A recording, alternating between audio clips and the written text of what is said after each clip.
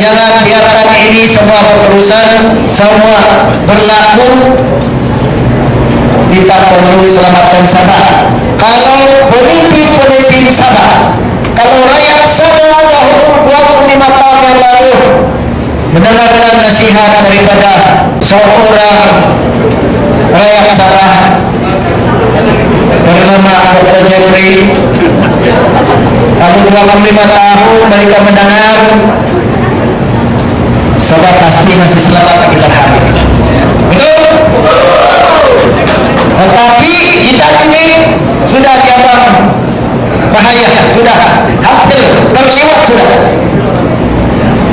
lambat orang Sabah bilang. Tapi belum lagi, masih lagi ada peluang untuk menyelamatkan Sabah.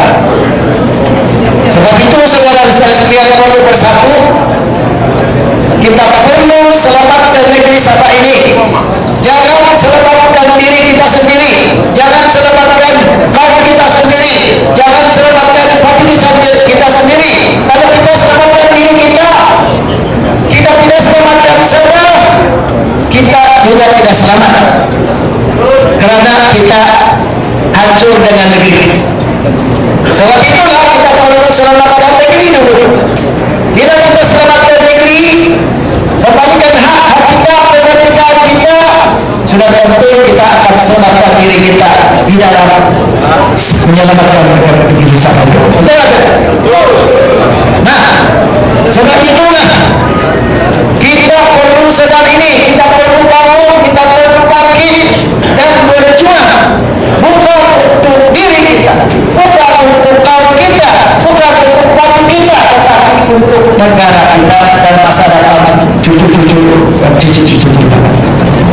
Ini saja cara kita untuk menyelamatkan Sabah. Sabah, saudara-saudara sekalian, perlu diselamatkan seperti yang saya katakan tadi. Peluang untuk menyelamatkan Sabah sudah tiba. Kalau dulu susah menyelamatkan Sabah, Sabah kita tidak ada peluang. Sebab apa? Sabah Malaysia ini dikuasai oleh Malaya. Malaysia sebenarnya tidak pernah dilaksanakan sebagai negara Malaysia, persekutuan Malaysia. Apa yang berlaku ialah Malaya mengambil alih, dia hijackkan Malaysia. Kerajaan persekutuan Malaya telah dijadikan kerajaan persekutuan Malaysia atas nama Malaysia, tetapi tujuan mereka adalah mengambil alih Sabah dan Sarawak. Sebab itu mereka selama ini tidak mau mengiktirafkan hari Malaysia dan menganggap Malaysia ini 55 tahun bukan 50 tahun. Mereka mau kita percaya bahawa kita ini masuk Malaysia, bukan menemukan Malaysia. Sebab itu saudara-saudara sekalian, kita perlu mempunyai ilmu pengetahuan ini untuk memperjuangkan negara. Selama ini kita dinafikan ilmu ini karena sikap pemimpin-pemimpin pusat memang begitu. Seperti mana Dr. Mahathir mengatakan kepada saya, jangan ajar rakyat apa yang rakyat tidak tahu. Berarti biarlah rakyat yang dulu, biar rakyat semua tidak tahu apa-apa, sejarah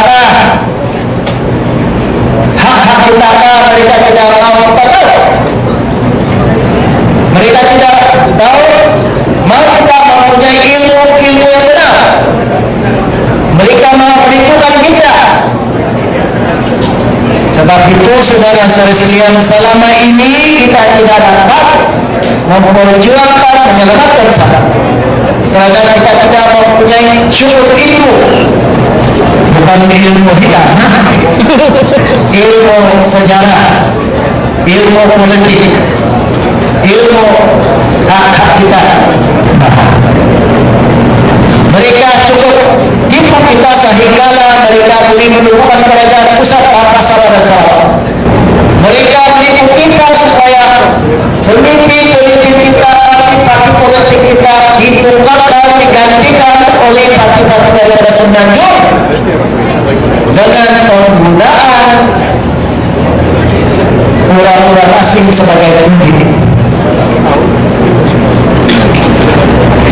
Saya ingin nasihatkan saudara dan saudara sekalian, jangan kita persalahkan orang-orang asing yang diberikan proyek ini, karena mereka tidak kuasa, mereka hanya menerima dan disalahgunakan oleh kuasa-kuasa daripada kerajaan pusat ini. Betul tidak? Sebab itu kita perlu buat sasaran. Sasaran kita adalah mereka yang berkuasa, kerajaan yang memberikan IC ini melalui projek IC. Jadi hari silam tiada projek IC, memang tiada nama projek IC, hanya projek durian belum ada. Mahathir bilang dia mengakui memberikan IC mengikut undang-undang. Jadi kalau orang itu dilahirkan di India, tetapi mengatakan dalam undang-undang dalam orang itu mengatakan dia dilahirkan di sini kita dulu. Agama ini mengikut undang saudara sekalian. Sudah tentu ini yang dinamakan tipu,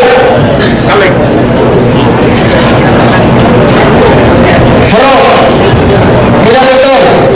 Jadi bila ada mereka memberikan IC dengan faktor yang tidak betul, sudah tentu itu tidak mengikuti undang-undang. Nah, sekarang Mahathir sudah panik. Anwar bilang dia tidak tahu apa-apa. Betul dia tidak tahu apa-apa? Dia seorang kepala Perdana Menteri, kepala pengurusi UMNO, dan di sana dia adalah ketua operasi di sana. Bukankah ini akan menggambarkan mereka ini tahu apa yang berlaku, karena tujuan mereka agenda UMNO adalah untuk menjajah kita, betul? Nah, itu yang saya tahu, dan kita telah bagi tahu orang-orang kita di Sabah. Tujuan Pakatan Raya TGR sama juga mau ambil ganti UMNO saja sebagai penjajah, betul tidak? Nah, sebab itu kita kena hati-hati, jangan satu penjajah diganti oleh penjajah yang satu lagi.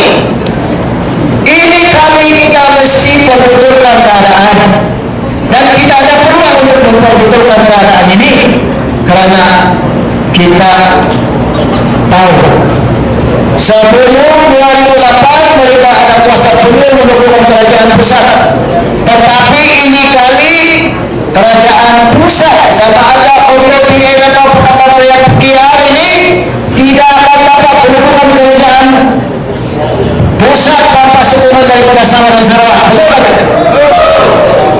Karena di Semenanjung walaupun ada 165 kursi parlimen, lebih daripada 70%, tetapi mungkin berkat dari Tuhan kuasa ini sudah bagi dua, sudah pecah 50-50. Yang berkuasa sekarang menentukan siapa yang berkuasa di Kuala Lumpur di kerajaan pusat adalah Sabah dan Sarawak. Kita yang tidak begitu kuasa penentu, betul tak?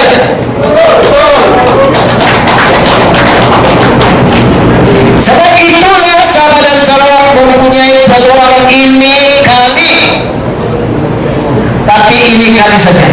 Kalau kamu mulai kali, tidak mungkin ini akan masih berterusan. Sebab itulah kita dalam emergency, kita dalam bahaya. We have to do it now. It's now or never. Betul?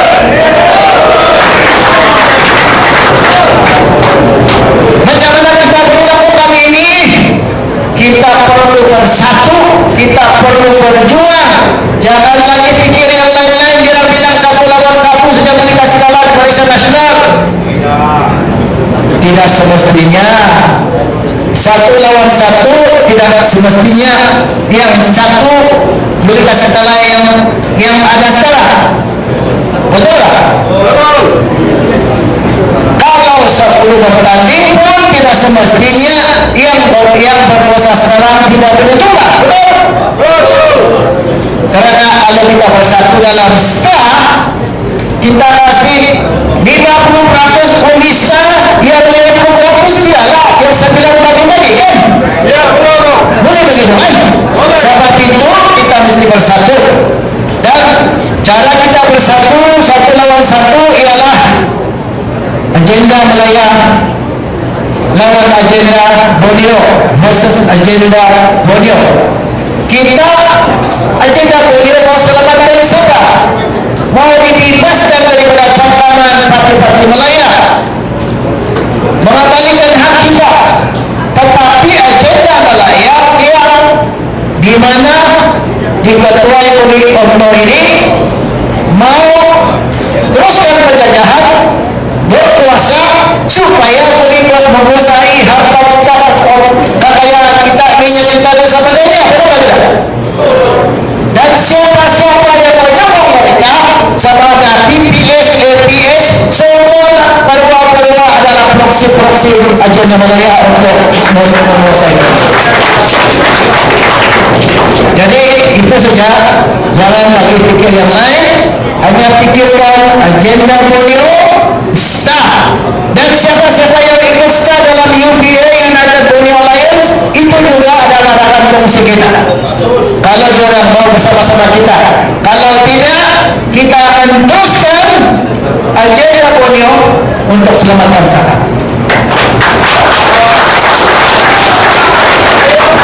Senang saja saudara sekalian, kawan-kawan kita, rekan-rekan kita dalam USNO, walaupun USNO tidak didaftar, tetapi USNO wujud dalam pemikiran mereka dan mereka bersatu dalam perjuangan agenda Borneo ini untuk selamatkan Sabah. Sebab itu kita mesti berjuang melalui kesatuan kita sebagai rakyat Sabah, Sabahan.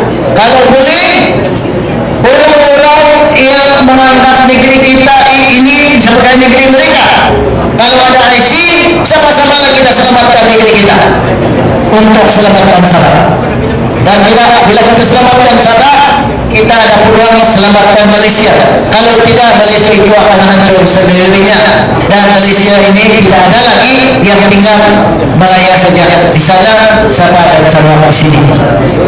Nah, kalau mau selamatkan Malaysia, selamatkan Sabah. Berikan apa yang patut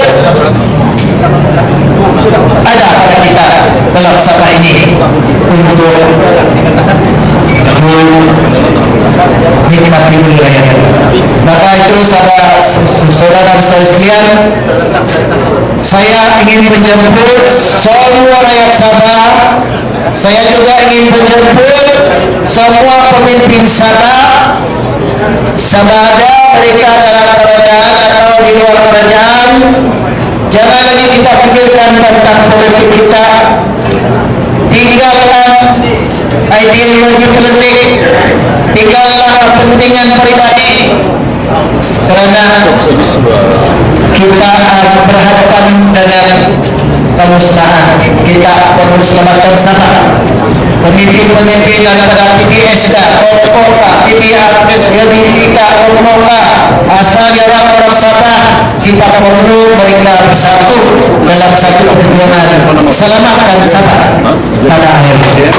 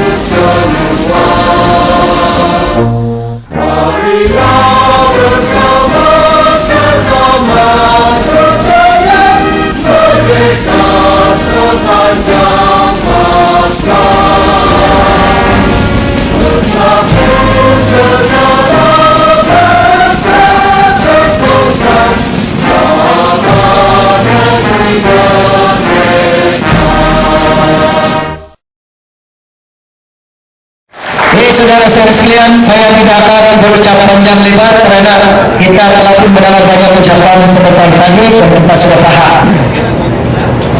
Saya akan berhadapan dengan RCI dalam 2 sesi, 28 hari bulan sehingga 1 hari bulan, mungkin bersama-sama dengan saudara Watalib.